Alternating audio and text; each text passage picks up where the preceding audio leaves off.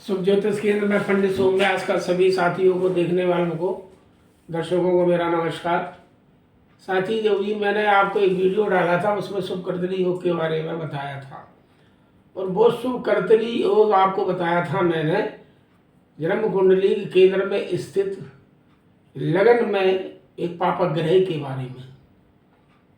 अब मैं आपको जो है दूसरे तरह का जो है शुभ कर्तरी योग के बारे में जो वीडियो है, आप ये कुंडली देख रहे हो, मैंने इस कुंडली में दूसरा जो वीडियो आज आपको बना रहा हूँ वो है चतुर्थ भाव से संबंधित, जहाँ कुंडली में 4 नंबर लिखे हैं।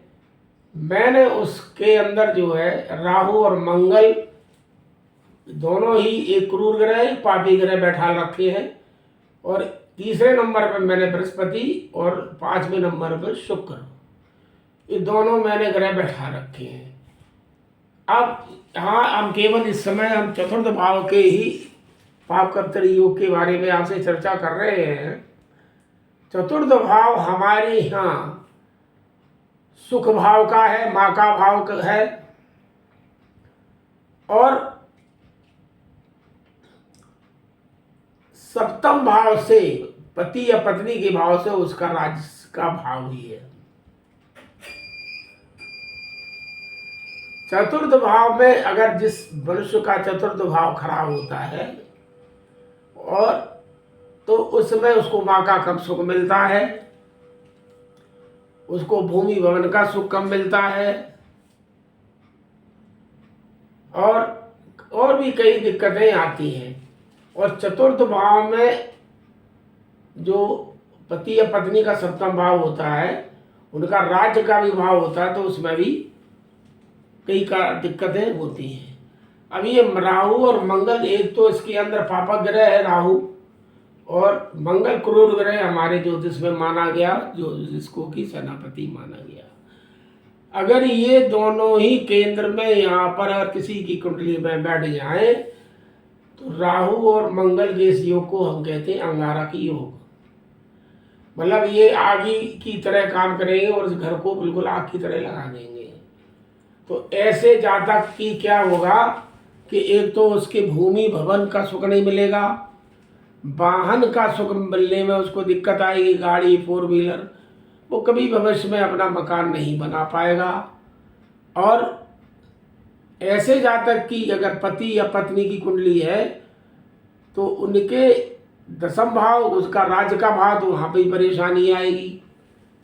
तो ये इसके असर। दूसरा अन्य चीज क्या है कि राहु की और मंगल की सीधी दृष्टि पूरी सप्तम दृष्टि पड़ती है केंद्र के दशम भाव पे, जो कि व्यक्ति के राज्य का भाव होता है, नौकरी का भाव होता है, वो कहाँ है, क्या नौकरी करेगा, क्या करेगा। तो अगर ये इस भाव में अगर तीसरे नंबर पर बृहस्पति विराजमान है, शुक्र है, तो ये बहुत अच्छा सुंदर योग ये दे रहे हैं, और इसको कहते हैं हम शुभ कर्तरी योग। इस शुभ कर्तरी योग के ओर से फायदा क्या होगा कि उस दोनों ही शुभ ग्रह है, उस शुभ ग्रह की अगर डिग्री अच्छी है तो इस चतुर्थ भाव को दोनों शुभ ग्रह से ताकत मिलेगी।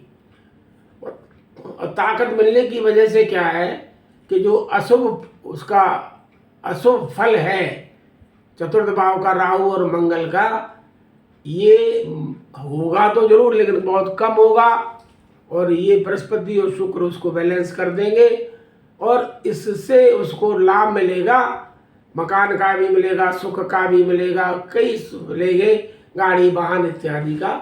ये शुभ कर्तरी योग से फायदा है।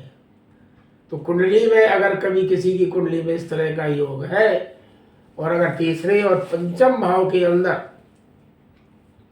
आपकी कुंडली के अंदर अगर शुभ ग्रह बैठे हैं, और चतुर्थ भाव में कोई भी सिंगल एक पापिक ग्रह या क्रूर ग्रह या 2 या 3 जितने भी बैठे हो, ये शुभ ग्रह इसको बिल्कुल साध के रखेंगे और कोई भी अनर्थ नहीं होने देंगे।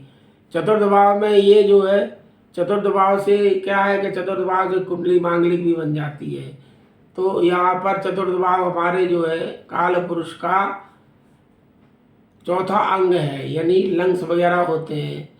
तो ऐसे आज जातक को चौथे और हार्ट वगैरह का भी है, तो हार्ट में भी प्रॉब्लम हो सकती है, लंग्स में भी प्रॉब्लम्स हो सकती है, अस्थमा हो सकती है। तो इस तरह से ये जो शुभकर्तरी योग है तीसरे और पांचवें में जो दोनों ग्रह विराजमान है, इसको ये बैलेंस बनाएंगे और इसको जातक को नुकसान नहीं होने देंगे। आशा है आपको शुभकर्तरी योग के बारे में जानकारी मिली होगी। पर्याप्त जानकारी है ये, और आप अपनी कुंडली में ये योग देख सकते हैं। और इसके बारे में अगर कभी कुंडली किसी ज्योतिषाचार्य को दिखाया है तो उनसे आप पूछ भी सकते हैं। और इसमें डरने की कोई ज़रूरत नहीं है, क्योंकि इसका स्वभाव बढ़ जाता है।